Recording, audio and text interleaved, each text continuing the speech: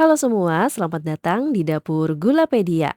Kali ini aku akan membuat nastar requestan teman-teman, yaitu nastar dengan kuning telur matang. Tapi sebenarnya nastar jenis ini aku pernah buat sekitar 2 tahun yang lalu, dan setelah banyak yang recook, banyak banget orang-orang yang komen kalau nastar ini merupakan nastar paling enak.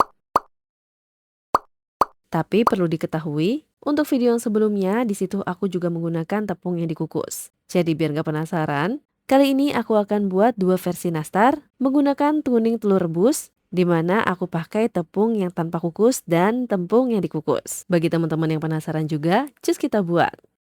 Untuk nastar yang menggunakan tepung dikukus, tentunya kamu harus mengukus tepungnya terlebih dahulu ya. Panaskan kukusan lalu masukkan tepung terigunya. Di sini aku menggunakan tepung terigu protein sedang. Alasi bagian atasnya dengan kain agar uap airnya nggak menetes. Lalu tutup dan bisa kita kukus selama 30 menit. Setelah 30 menit, ini bisa kita angkat. Lalu kita dinginkan suhunya. Oh ya, agar lebih mudah mendinginkan, di sini aku simpan tepungnya di dalam loyang yang lebih besar, lalu kita pecahkan tepung yang menggumpal ini. Ini kita dinginkan dahulu ya, sampai suhunya sama dengan suhu ruang. Oh ya, untuk jumlah tepungnya, di sini aku timbang terlebih dahulu tepungnya sesuai dengan resep, baru aku kukus, setelah itu bisa digunakan. Nah, setelah suhunya turun, agar lebih halus dan lebih mudah tercampur rata, di sini aku mash dulu tepungnya. BTW, buat teman-teman yang belum tahu, nastar dengan tepung yang dikukus kayak gini merupakan nastar otentik Belanda. Nah, selanjutnya di wadah yang lain kita akan kocok mentega atau margarin. Aku sendiri menggunakan margarin mix butter kemasan yang biasanya gampang banget ditemuin di toko bahan kue ataupun di supermarket. Jadi di sini aku sengaja menggunakan mentega dengan kategori ekonomis untuk melihat secara jelas bagaimana pengaruh kuning telur dikukus di dalam nastar. Oh ya, untuk memixer mentega dengan gula halusnya, cukup sampai tercampur rata aja ya. Selanjutnya tadi aku juga udah tambahkan kuning telur segar dan di sini aku juga sudah siapkan kuning telur rebus sebanyak 3 pieces yang dihancurkan lalu disaring kayak gini agar teksturnya lebih mudah tercampur rata. Nah, ini bisa kita masukkan ke dalam adonannya dan semuanya tinggal dicampur rata cukup menggunakan spatula kayak gini.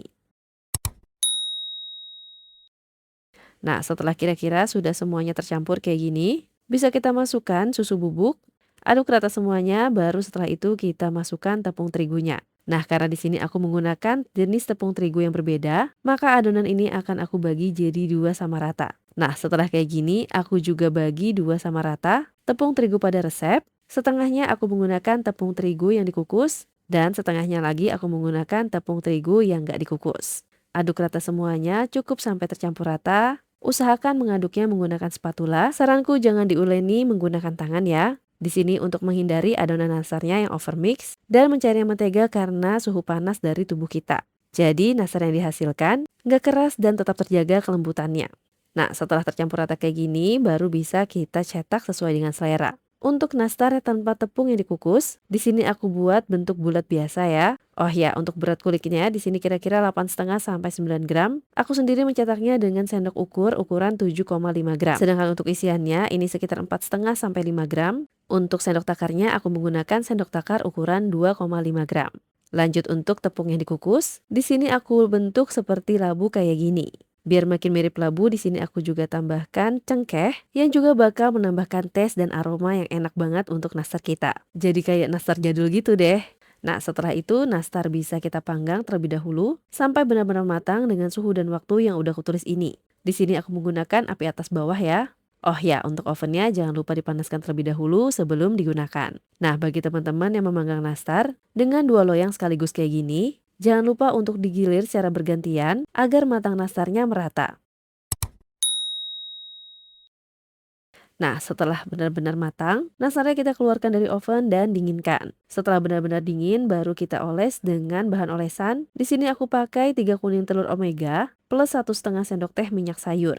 Oles sebanyak 2 sampai 3 kali, tapi pastikan olesan sebelumnya sudah benar-benar set sebelum dioles yang selanjutnya. Nah, setelah rata semua olesannya, jangan tunggu olesannya kering, langsung aja kita panggang dengan suhu dan waktu yang udah kutulis ini. Untuk sesi mematangkan olesannya ini, cukup gunakan suhu rendah, kira-kira sampai 10 menit. Aku sendiri hanya mengaktifkan api atasnya aja ya.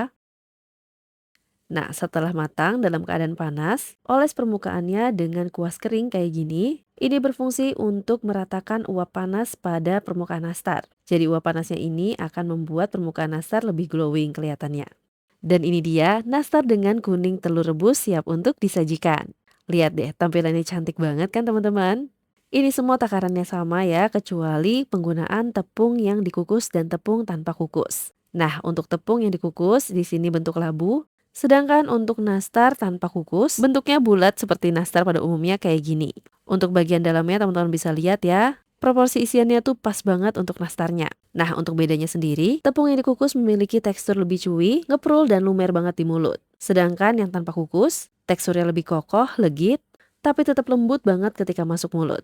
Pokoknya kedua-duanya sama-sama enak menurutku, walaupun dengan bahan yang cukup ekonomis. Jadi yuk buat di rumah, terima kasih telah menonton.